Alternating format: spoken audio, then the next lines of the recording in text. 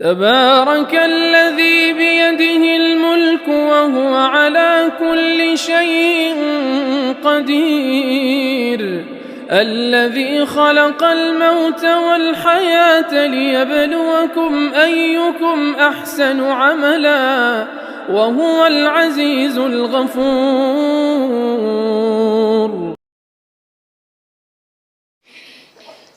الحمد للہ کفا وسلام علی عبادہ الذین اصطفیٰ اما بعد.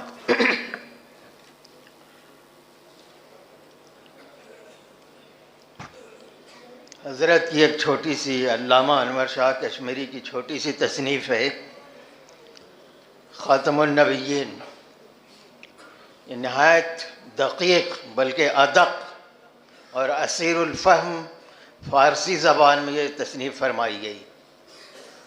اس کے 4 ترجمے ہوئے ہیں اور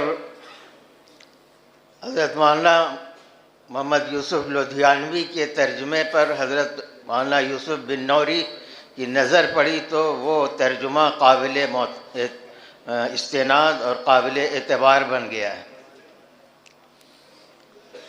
حضرت علامہ کو زندگی کے آخری پڑاؤ میں دو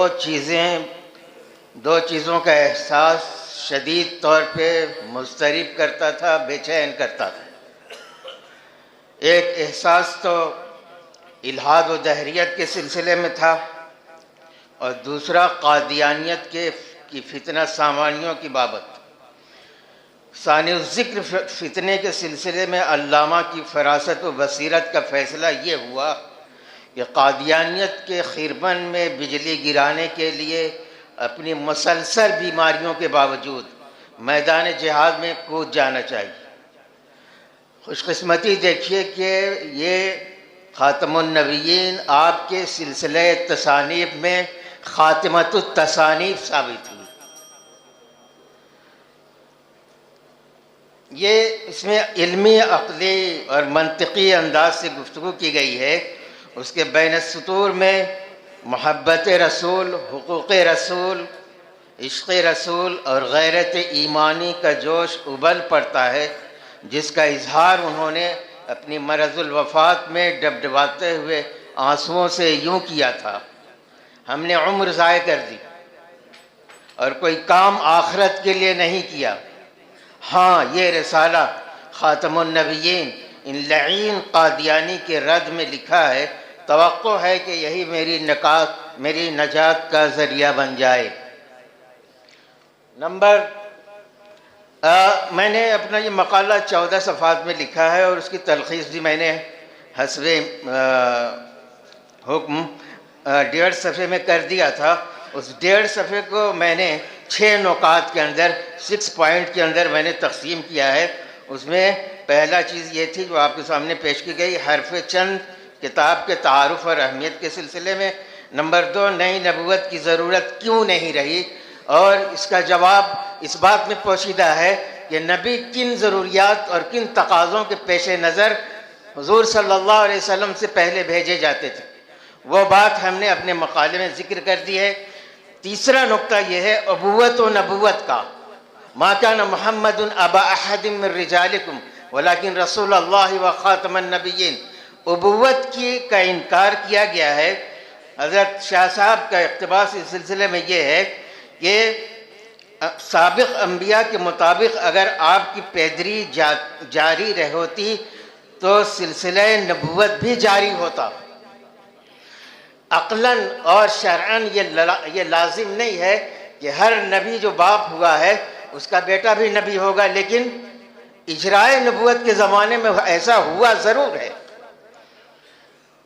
تو اس کا امکان تھا، وہم تھا، گمان تھا، امکان تھا کہ حضور صلی اللہ علیہ وسلم کی کوئی اولاد اگر زندہ رہتی اور وہ رجال ہوتی تو نبوت ہونے کا امکان تھا.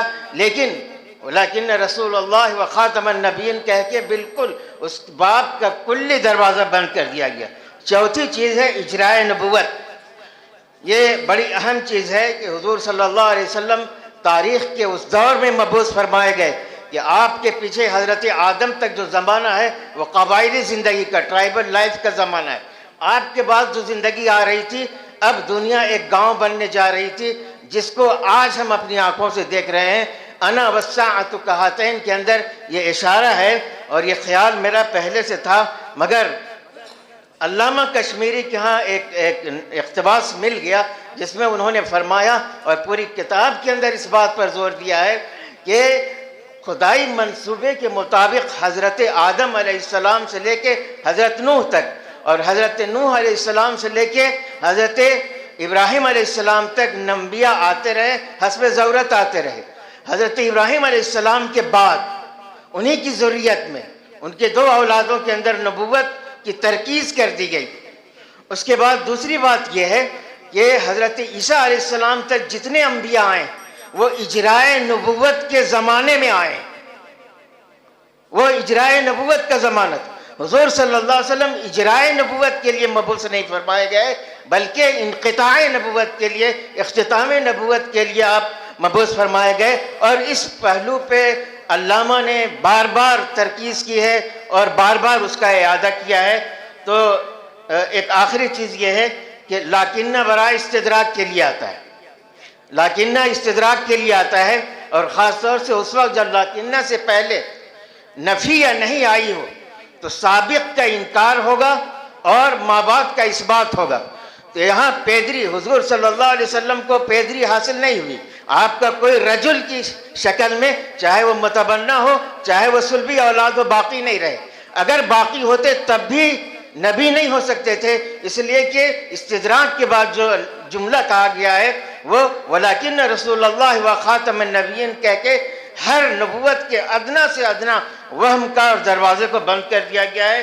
اور آخر میں جو نقطہ تھا، کیا نبوت کے بعد وراثت ممکن ہے، تو اسی آیت سے پتہ چلتا ہے کہ وراثت ممکن نہیں ہے. جب پیدری کی نفی کر دی گئی تو نبوت کی نفی ہو گئی، اور نبوت کی نفی ہو گئی تو وراثت کی نفی ہو گئی. اس لیے کہ اگر نبوت کے بعد آپ وراثت کی نفی کو نہیں مانتے تو پھر استدراک کے لیے لاکنہ جو آتا ہے اس کے درمیان جو تدافع اور ضدیت ہوتی ہے وہ ضدیت کہاں ہوگی. اور پھر آخری بات جو انہوں نے فرمائی وہ یہ کہ اگر حضور صلی اللہ علیہ وسلم اور آپ کی امت کی ساری خوبی، سارے امتیازات، ساری فضیلت ختم نبوت کی بنیاد پر ہے، اگر عام انبیاء کی طرح سے آپ بھی ایک نبی ہوتے تو کیا کوئی خاص فضیلت کی بات نہ تھی. خاتمیت ہے جس کی وجہ سے آپ خاتم النبیین ہوئے اور آپ کی امت آخر الامم ہوئی اور آپ کی امت جو ہے امت وسط ہوئی. شکریہ کے ساتھ اپنی بات ختم کرتا ہوں. وآخر دعوانا الحمدللہ رب العالمین.